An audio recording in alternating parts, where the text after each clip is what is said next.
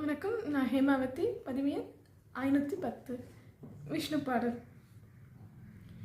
ஜகச்சாலபாலம் கஜத்கண்டமாலம் शरच्चन्द्रभालं महादैत्यकालं नभोनीलकायं धुरावारमायं सुपद्मासहायं भजेऽहं भजेऽहं सदाम्बोधिवासं गलत्पुष्पहासं जगत्सन्निवासं शतादित्यधासं गदाचक्रशस्त्रं लसत्पीतवस्त्रं हसच्चारुवक्त्रं भजेऽहं भजेऽहं रमाकान्तहारं श्रुतिव्रातसारं जलान्धर्विहारं दरावारहारं चिदानन्दरूपं मनोज्ञं स्वरूपं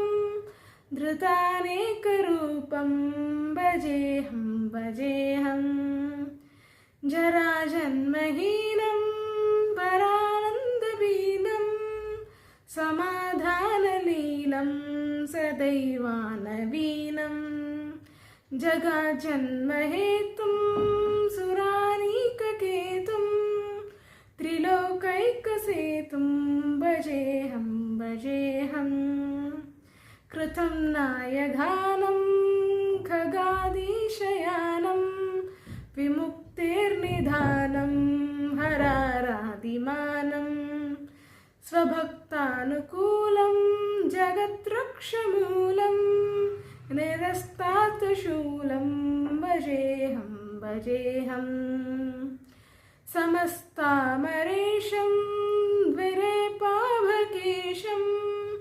जगद्विम्बलेशं हृदाकाशधेशं सदा दिव्यदेहं विमुक्ताकिगेयं सुवैकुण्ठगेहं भजेऽहं भजेऽहं सुरालीबलिष्ठं त्रिलोक्यवरिष्ठं गुरुणागरिष्ठं स्वरूपैकनिष्ठं सदा युद्धधीरं महावीरवीरं महाबोधिधीरं भजेऽहं भजेऽहं रमावामभागं तलानाग्ननागं कृतादीनयागं गतारागरागं मुनीन्द्रैः सुगीतं सुरैः सम्पतितं गुरौ दैत्यदीतं भजेऽहं